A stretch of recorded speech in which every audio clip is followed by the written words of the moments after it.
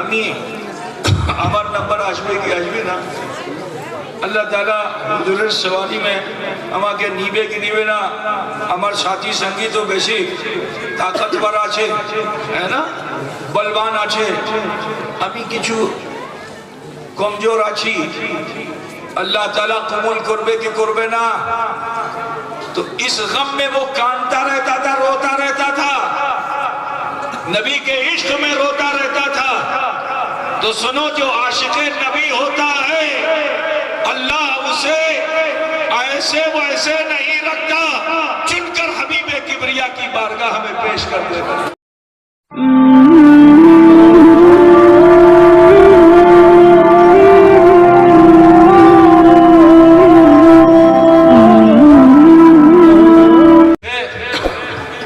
دروازے پہ پہنچے تو وہاں ایک مخلوق جس کا نام ہے براق. تمہاری وجہ سے مجھے تھوڑا سرل بولنا پڑتا ہے. براق کا نام سنا ہے تم لوگوں نے؟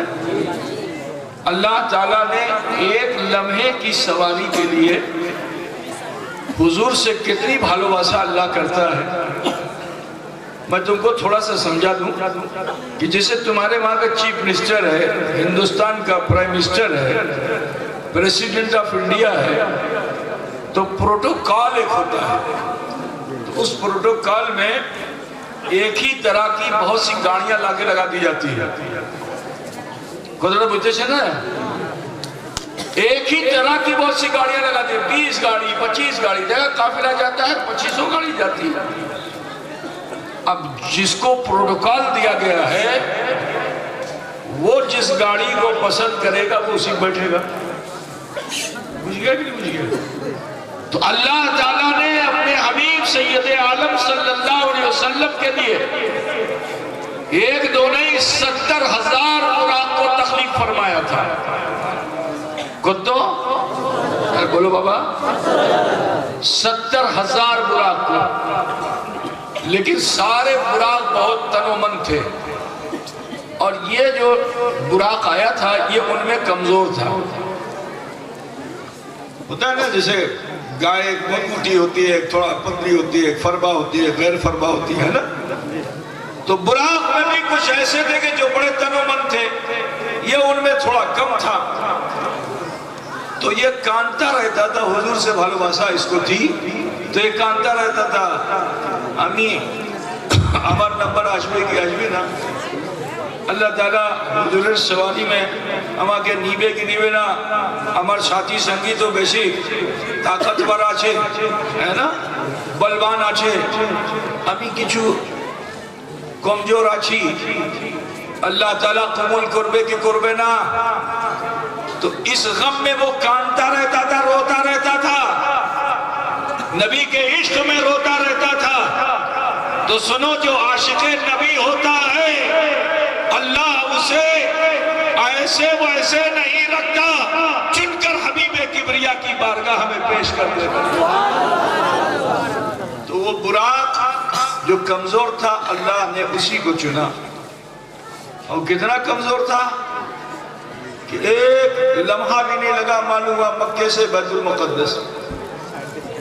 قدر پوچھتے کتنا فاسٹ تھا، بجلی سے بھی زیادہ تیز.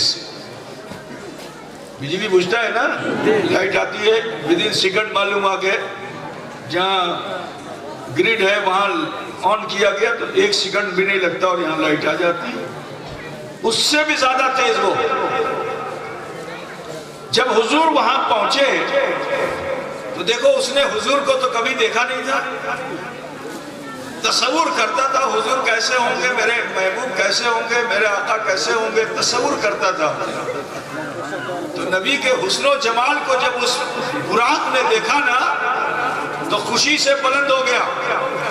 اب جب خوشی سے بلند ہو گیا تو حضور صلی اللہ علیہ وسلم کو سواری کرنے میں اسویدھا ہو رہی تھی، اس پر بیٹھنے میں اسویدھا ہو رہی تھی، حتیٰ کہ آپ کی پیشانی پر پسینے کی بوندیں آ گئی. پسینہ پوچھتے ہو کہ نہیں پوچھتے ہو؟ پوچھتا ہے نا، پسینہ پسینہ کیا بولتے ہیں تمہاری بھاشا؟ ادھر سے بولیں. مفتی صاحب سبق دے دیں گے تم. یہ لوگ کیا کریں گے بھیا؟ مدرسے میں آئے تو کچھ یہ بھی تو بولیں ہے نا؟ کی بولچے آپ نے رہا؟ گھام، بڑا الٹا معاملہ ہے۔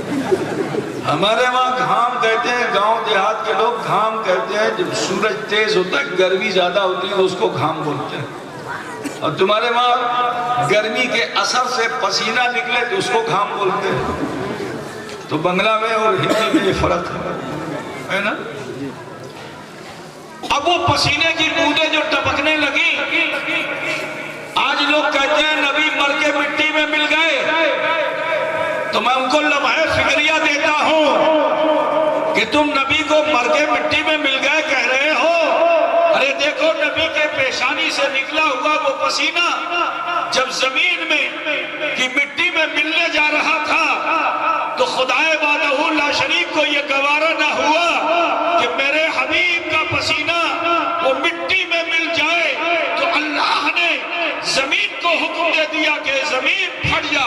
زمین پھٹ گئی اور وہاں سے ایک پودا ہوگا، جیسے ہی یہ پسینہ ٹپکا اللہ نے اس پودے پہ ایک پھول بنایا جس کو گلاب کہتے ہیں۔ کیا کہتے ہیں؟ اسی میں بس گیا وہ پسینہ، ایسا بسا کہ اب قیامت تک نبی کے پسینے کی خوشبو اس گلاب میں باقی ہوتی۔ میں کرناٹک میں جہاں تقریر کر رہا تھا، وہاں ایک باٹنی کا پروفیسر تھا، اس نے کہا یہ حضرت آپ نے کیسے کہہ دیا؟ تو میں نے اس سے کہا تم تو باٹنی کے پروفیسر ہو اور تمہارے لیے کیا مشکل ہے؟ تم نے پودے سے پودا بنایا، ہائیبریڈ کیا اس کو، کراس کیا اس کو، تو قلم لگایا اس کو، تو جو قلم سے لگایا ہوا پھول ہے کیا وہ اصل پھول کے برابر ہو سکتا ہے؟ اصل پھول کو آپ ایک زمانے تک رکھیں رو خوشبو دیتا رہے گا، لیکن انسان نے گلاب تو بنایا، بڑا ہی خوبصورت گلاب بنایا، لیکن اگر وہ سوکھنے لگے 2 دن میں اس میں سے بدبو آنے لگے گی کہ نہیں آئے گی؟ بولو خوشبو ملے گی؟